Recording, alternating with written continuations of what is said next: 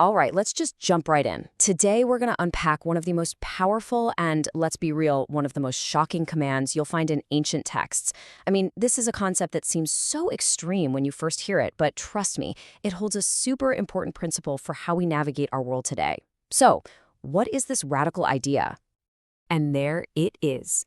If your right hand causes you to sin, cut it off and throw it away. Whoa. I mean, those are some jarring words, right? And they're meant to be. The imagery is just so intense, so immediate. And honestly, it's a little scary. It's written that way to make you slam on the brakes and really think, what could possibly be so important that it would demand a response this drastic? Which, brings us to the first and most obvious question on everyone's mind, right? Is this literal? Is this a command for actual physical self-mutilation? Well, the source material we're digging into is crystal clear on this point. No way. Absolutely not. So if it's not literal, then what in the world is really going on here? Okay, so to really get it, we have to decode the metaphor. This whole thing isn't about a physical act at all. It's about a spiritual principle, one that's wrapped up in this really powerful, unforgettable language. Let's start by looking at the specific literary tool that's being used here. And the key to unlocking this whole thing is a literary device you probably learned about in school, hyperbole. It's just a deliberate, shocking exaggeration. The whole point is to drive home a principle that is so critical that it just can't be ignored. The goal isn't to get you to actually harm your body, but to jolt you awake to just how serious this topic is. So what's with the right hand and the right eye? What do they stand for? Well, they represent the things in our lives that are super precious to us, the valuable, useful things. I mean, think about it. Your dominant hand, your eyesight. These are things you totally depend on. They feel essential. And that's the point. The metaphor isn't just targeting obviously bad things. It's targeting the good things, the valuable things that can end up leading us down the wrong path. So when you put it side by side like this, the contrast becomes really clear. This isn't about the literal act of cutting something off. It's all about the figurative meaning. It's a call to radically, decisively, and completely remove a source of sin from your life, no matter how valuable or useful or even good it might seem. Okay, that's a really powerful ancient concept. But how does it apply to us right now, today? What are the precious and useful things in our digital world that can actually become huge sources of trouble? Let's dive in and explore some of these modern right hands. And the first example is a big one: social media. I mean, for so many of us, it's just completely woven into the fabric of our lives. It's great for connecting with people, for getting information, but as the source material points out, it can also be a major stumbling block. Just look at this breakdown. The source connects these specific problems, like the envy you feel when you're scrolling through everyone's perfect-looking lives, or the pride that comes from chasing likes, to some very specific, radical actions. And notice, these are not gentle suggestions, are they? These are decisive cuts, unfollowing, blocking, setting hard limits, or even just taking a complete fast from it all. All right, next up is something a lot of us use just to unwind: gaming and screen time. It's a hobby, right? It's supposed to be fun. But even something that's meant for pure enjoyment can become a serious problem when it starts to take over our lives and mess with our priorities. So the source points to things like sloth, putting off responsibilities to play one more round, or even that rage that can flare up in really competitive games. And the radical actions are just as concrete.